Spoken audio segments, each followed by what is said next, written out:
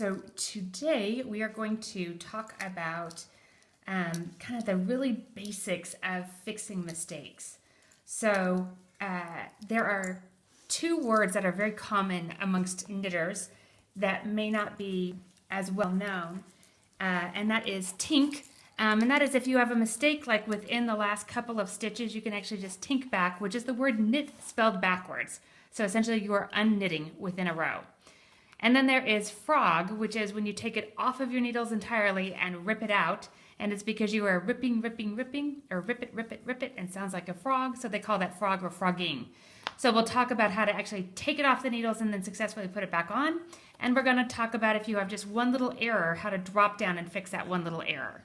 So tinking, this would be if you are just zipping along in your knitting at your yarn shop and you're chit-chatting with your buddies and you realize, for the love of all that's holy, the last two stitches were actually supposed to be purls. So the best way to fix it is to, and if you're a continental knitter, you actually have an advantage. If you look at this nice and close, you're going to see that I have a hole right here. And if I just plunk my needle, my left-hand needle right into that hole, into that stitch and take it right off, that is called unknitting or tinking. If you hold your yarn in your right hand, you actually close that hole. So this is harder for you to see. So I would suggest try kind of moving your index finger to the left a little bit and you'll see that hole and you'll just take it out. Okay, let me just knit a couple of stitches in from the edge and I'll just show that to you one more time. So again, I only do this if I have, I'm just less than like 20 stitches or so back. I have seen some people try to unknit like entire sweaters. And it's just because they're afraid to take things off their needles and it's just way too slow. So if you're a continental knitter, it's just really easy peasy. You just can see that hole and you're popping right in there. If you are a thrower, remember you are by pulling your yarn tight back here and tensioning, you're actually hiding that hole. So you have to pull down a little bit to find it. But it's the stitch right underneath the loop that is on the needle. You're just going to insert your left-hand needle into it and pull out. Again, insert your left-hand needle right in there and pull right out. Okay, so that's tinking. Now, let's just say that you're knitting along and you look down here and you realize, dang it, how on earth in my whole field of garter did I end up with a knit row in there? And this usually happens when you just forget what you're doing and you purl back a row even though you didn't mean to. So if you're trying to fix this, then this is where it is worth ripping it off of your needles and figuring out how to get right back down there. So I'm going to show you, this is my preferred method. I'm a little bit of a lazy knitter, and so one of the things I want is to not have to work really hard on the ripping, the picking up, the thinking about it, the whole thing. So I rip until one row before where my mistake is, right? Where I want to pick those stitches back up, I should say. My partners at my shop, they actually rip all the way out to the last row that they want, to the stitches that they want, they rip it all out, and they go ahead and use a smaller needle to pick up.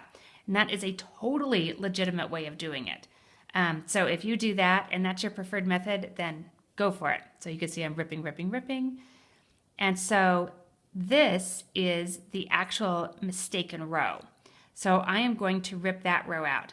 But since that's the final row I want ripped out, and I want to go ahead and pick up, I'm going to turn my work, and I'm going to just rip out. And the reason I'm turning is I have to pick up with my right hand going that direction. I'm going to rip out just as many stitches as I can hold underneath my thumb, which is 3. With the needle pointing toward me, I'm going to pop into those stitches and put them right back on the needle. Again, I'm now going to move my finger down and look at that. Wool is so lovely. They're just hanging out right there. For most of the things that you knit, they're just going to hang out right like that. For silks and rayons, it's a much more complicated process for sure. But I'm just going to rip out again 3 stitches with the needle poking toward me. I'm going to pick those up.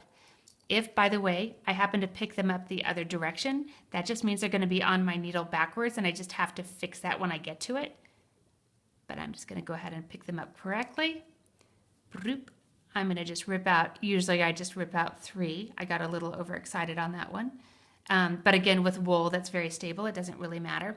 Please note again, I'm kind of pinching right underneath there, and I'm grabbing those stitches. And then the very last stitch is a little bit of a tricky one, so oftentimes I will just pull it out all by itself, very slowly, and right there is the stitch, right? If you pull one more and the yarn is hanging down from here, that means that last stitch did not actually get knitted. You can just really easily pop in and grab it and put it right back on. And so now you turn around, and now we're at the point where we are a-okay and exactly where we want to be.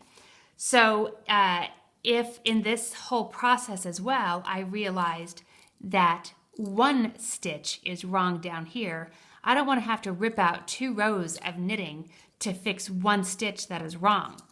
So if you were to come to our shop and you say, oh my gosh, that one stitch is wrong, can you help me? What you'll hear us say is go ahead and work to that stitch and we'll reach down and fix it. First stitch is on backwards, so I just knit in the back loop. Now I'm going to just knit across.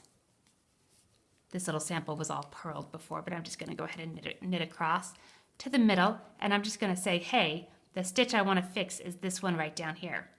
So we take that off the needle, right there. We come down to the stitch that we want to fix. Now, this is garter stitch, and garter is that fabric that we all love to knit when we first start knitting, and it is one of those converse relationships in knitting where the easier it is to knit something, the harder it is to fix, and I'm not really sure what that's all about. So I want you to look at this. You have strands that are pokey-outy strands, and you have strands that are hidey-backy strands, right? So pokey-outy, hidey-backy. The ones that are poking out at you need to be picked up as if to purl, and the ones that are hiding back in there actually need to be picked up as if to knit. So the trickiest part of picking up in garter stitch is looking for those little hidey-backy ones. So this first one, and you could see right in here, I have valleys right next to it. So this very first one, I'm going to pick up as if to knit. I'm going to tell you, if you're brand spanking new at it, the easiest way to learn how to do this is to insert the needle with the hook face down. You're going to come around and grab that bar and just pull it straight up. And look how much I pulled that stitch up. If I just leave the stitch down here and little, then my tension is not the same as all of the other stitches around it. So now I'm going to put my thumb right underneath that stitch to keep it pokey-uppy. I'm going to grab that little bar that is poking out, bring it to the front. My crochet hook is down and facing me. I'm going to come into that stitch. I'm going to grab that bar and pull up. I'm going to look for my little hidey-backy one. I'm going to pop in there and grab that stitch and pull up. It's extremely important when you're doing this that when you're coming into the stitch that you see it looks like a cowboy that just got off a horse, right? Those 2 legs are parallel and open. It does not look like somebody who has to go potty where those legs are twisted. So we want to make sure legs are open, pop in, and we're going to grab, sorry, we're doing that as a purl, pop in from the back and grab that bar and pull up and put it on the needle. And then you're good to go and you're picked up. Look up both sides and make sure you don't have a bar hiding in the back. Now I'm going to tell you that just from a video, this is really hard to do. So of course, we have a whole class on fixing mistakes in the store, so feel free to come in, and then this is a handy reference once you have already done this. So hopefully that will help you a little bit with when to tink, when to frog, and when to drop down and pick up a stitch that you have made a mistake with. Thanks so much.